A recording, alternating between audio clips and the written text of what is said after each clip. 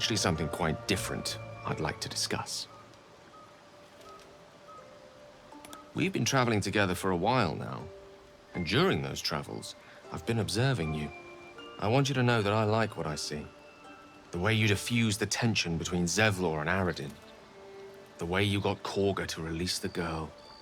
In short, I've grown to trust you. Now I need you to place your trust in me. Our journey together is bound to last a while still. As such, I feel compelled to speak. I say this because there's something I desperately need. But while I'll tell you what that something is, I won't tell you why. I have to ask you to agree to this before carrying on this conversation.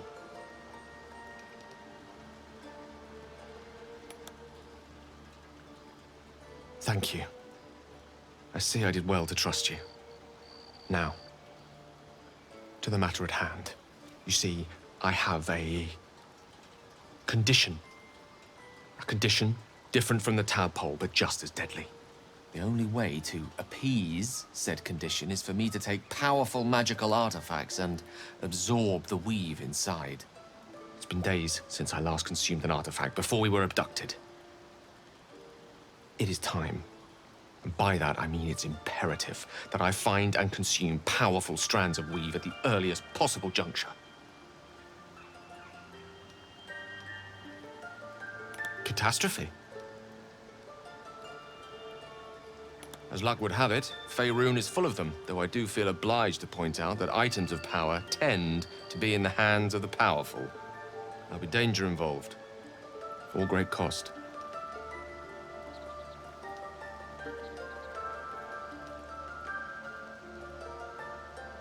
Good. A bit of boldness will serve us well. I know the allure these artifacts hold. I understand their value and their power. All this to say, I understand the sacrifice I ask of you. I hope I can count on you.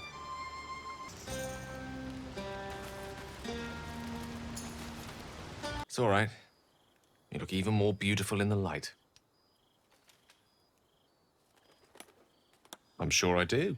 I know we have to get moving again soon, but before we part, I'd like to tell you something. I'd like to tell you a story. I hope it will be lovely still by the time we reach the end. It's a story full of answers long overdue. It is the story of a man who fell in love with a goddess.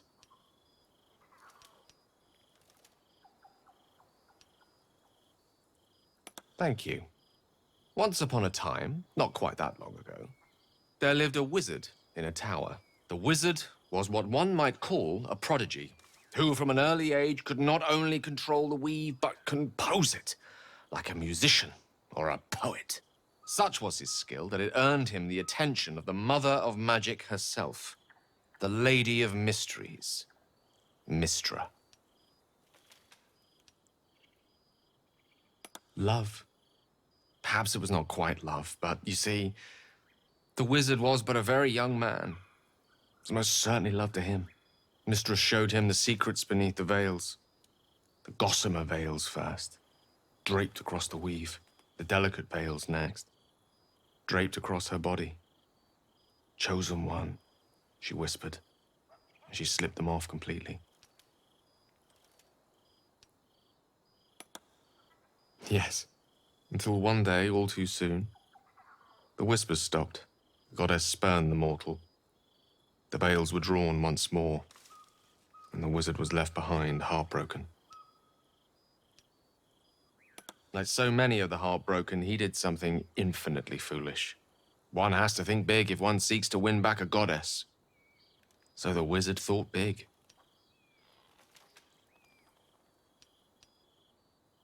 In a word, yes, here goes. Once upon a time, very long ago, a mighty lord lived in a tower. A flying tower, to be precise. I'll save his story for another time, but the gist of it is that he sought to usurp the goddess of magic so that he could become a god himself. He almost managed, but not quite. And his entire empire, Netheril, came crashing down around him as he turned to stone. The magic unleashed that day was phenomenal.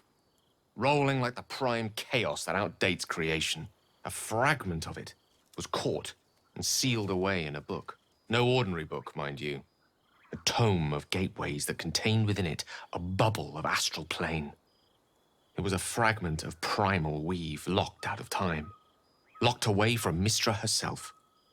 What if, the silly wizard thought, what if after all this time, I could return this lost part of herself to the goddess? The answer was to try, and the outcome was to fail. Here. Place your hand over my heart. Let me show you.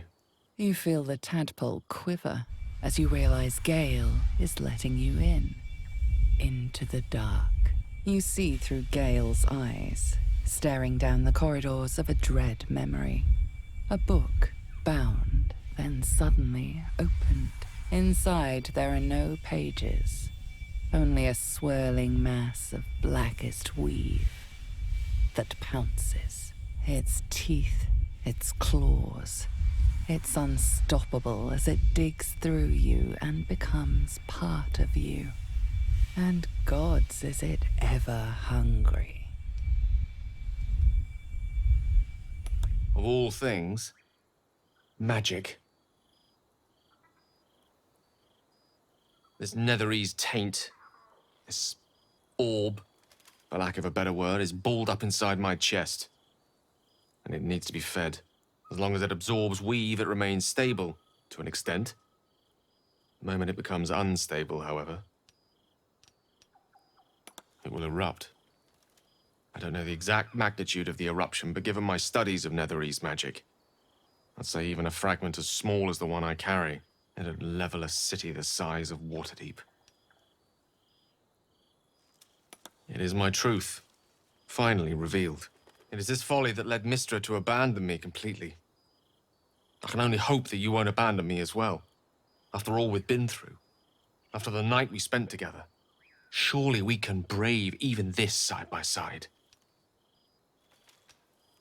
That is a great relief. Oh, a great relief indeed.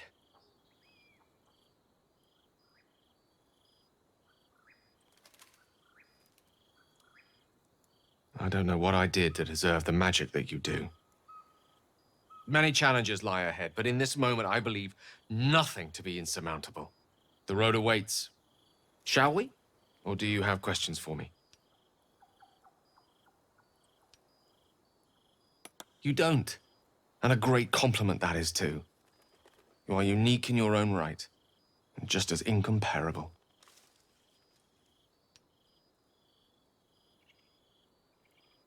The orb was kept safe and inert in a pocket of astral plane, suspended in time. If I can somehow manage to expel it from my body while in the astral plane, it will be rendered inert again. Alternatively, I could learn to control its chaotic magic. That is, to succeed where I failed before. Without Mystra's favor, I don't see how that may come to pass. Of course, there could be different answers as well. Faerun brims with more magic than any one wizard could fathom, let alone comprehend. Who knows what outlandish solutions may yet present themselves? I'll be honest with you. I don't know. She's my muse still, the embodiment of magic. But the embodiment of love? Only if we ever meet again will I know. Here's to us, and to brand new adventures.